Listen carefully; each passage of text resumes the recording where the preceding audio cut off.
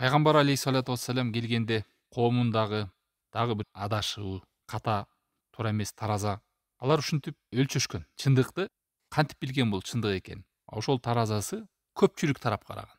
Кайсы тарапта эл көп болсо, ошол чын деп кабыл алган. Мына ошол нерсеге алданган булар. Бир нерсенин туура же туура эмес экенин далилин кайсы десе, адамдарды карашкан. Эгер көп адамдар кылып аткан болсо, анда ал туура. Ошондой эле бир нерсенин аз эле адамдар кылган болсо, анда ал ката деп мына ушинтип түшүнүшкөн. Бирок пайгамбар алейхиссалату вассалам келди. Бул жолдун туура эмес экенин эскертти. Аллах таалам Куранда эмне дейт? О ин тути актар ман фил ард юдиллука ан сабилилла. Эгерде сени Мухаммад көпчүлүк адамдарга баш ийсең, моюн сунсаң, сени адаштырып салат бул жолдон дейт. Ияттабиуна илля дон ва инхум илля яхрусун. Алар көпчүлүгү ойлорду гана ээрчишет дейт. Валакин актаран наси ла я'ламун. Бирок көпчүлүк адамдар билбейт дейт. Араф сүрөсү. Балким Аллах таалам Куранда көпчүлүктү айыптаган, жемелеген, көпчүлүк адамдар туура эмес болору, көпчүлүк адамдар акыйкатты ээрчибегендиги, көпчүлүк адамдар шүгүр кылбай тургандыгы, көпчүлүк адамдар Аллахка ыйман келтирбейт, көпчүлүктө жакшылык жок экенин, көпчүлүктө бузукулук болор экенин кабарлап кеткен. Ал эми пайгамбар алейхиссалату вассалам келгенде эмне? Коому таразасы көпчүлүктү караган да. Мына бүгүнкү күндө деле ушунун бир таасирлери бар. Кээ бир адамдар акыйкат менен жалгандын, адашуу менен чындыктын айырмасын көпчүлүк адамды карайт. Эл үркүсө кошо үркүп, элдин агымы менен. Бул тараза туура эмес. Мындайча айтканда, чындыкты билүүдө бул көпчүлүк азчылык эмес, аны билүүдө чындык экенин билиш керек. Бул чынбы чын эле же жалганбы? Кээде бир адамда чындык ошол туура болот, көпчүлүгүндө ката болот. Көпчүлүк деп көпчүлүктү ээрчилип кетпейт. Кээде көпчүлүк жалган да болот. Ал нерсеге көп экенине алданып калбаш керек. Адам мындай ибарат ала турган, сабак ала турган нерсе чындыкты кабыл алууда. Бул чындыкка каралат. Азчылык, көпчүлүк деп каралбайт.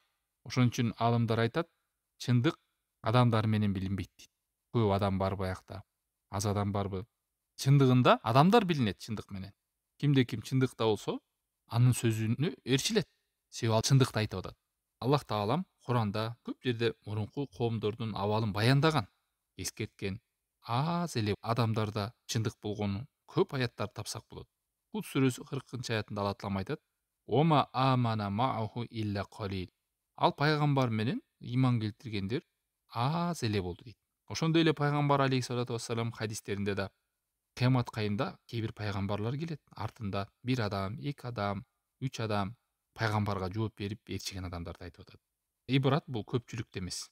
Бир мазхабтын же бир адамдын сөзүнүн туура болушу же бир адамга көп адам ээрчип кетиши ал акыйкаттын, чындыктын таразасы эмес ал. Чыныгы ибрат, ал чын эле чынбы же жалганбы? Мына ошону аныктоодо. Аз адам карманса дагы ал чындык чын бойдон кала берет. Көп адам карманса дагы ал жалган бойдон кала берет. Бир жалганды көпчүлүк адамдар колдоп койсо, ал чындык болуп кетпейт. Бир чындыкты аз эле адамдар карманып, көп адамдар карманбай койсо, ал чындык жалган болуп кетпейт. Мына мусулман адам ушундай абалда алданбаш керек. Бул жахилиянын жолу. Исламга чейинки адамдардын таразасы. Пайгамбар алейхиссалату вассалам келгенде ушул түшүнүккө каршы чыкты. Бул ислам дини. Мындай бир чоочун, бөтөн болуп өөнү учурап чыкты. Пайгамбар саллаллаху алейхи вассалам хадисинде айтат. Жана ошондой эле ислам кайрадан өөн бөтөн болуп кайтат. Мындай акыры убакыт барып. Башында кандай эле келгенде фитна, адашуу, караңгылык, зычуу Меккеде. Ошондой учурда келди пайгамбар алейхиссалату вассалам. Эч ким акыйкатта эмес эле. Пайгамбар алейхиссалату вассалам жалгыз эле. Бир эки адам жооп берди. Анан ушинтип 2, 3, 4 болуп көбөйдү. Ошондо да адамдар эмне деди? Көпчүлүккө карады. Ошентип адашты.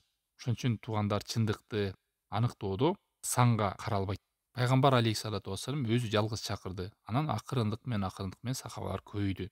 Ал эми көпчүлүк болуп чындык болуп калса болобу? Болот албетте. Бул жакшы. Аябай жакшы. Көпчүлүк болуп, анан чындыктын үстүндө болсо жакшы. Азчылык менен көпчүлүк деп сан менен каралбайт чындыкты аныктоодо. Бирок көбүн эсе бул жерде айтайын деген темада мушриктер, алды ордогу коомдогу адамдар көпчүлүктү тараза кылган. Чындыкты аныктоодо. Жалган экенин кантип аныктадың десе, бул адамдар аз эле колдонот муну деп. Ал жалган. Чындыкты кантип аныктадың десе, көп адамдар ушинтип атпайбы, көп адамдар ушуну колдонуп атпайбы, ушул чындыкта деп эл менен кошо ээрчей берген. Аллах таалам айтат: "Ома актарун наси валау хараста бимуминин". Юсуф сүрө 103 аят: "Көпчүлүк адамдар сен аракет кылсаң дагы ыймандуу боло бербейт" дейт пайгамбарыбызга айтып атат. "Уин тути актар ман фил ард юдиллука ан сабилилла". Эгер сен көпчүлүк адамдарга баш ийип моюн сунуп кетсең, анда сени адаштырып салат бул чындык жолдон, Аллахтын жолунан. Кыскасы, бул жолдо биз сак болойлу. Эртеби кечпи дагы ушундай сүйлөгөндөр чыгат. Буга чейин да болуп келген. Чындыкты аныктоодо эл менен кошо үркүп, таразасы көпчүлүк болуп калбаш керек. Көпчүлүк каякта болсо чындык ошол жакта деп.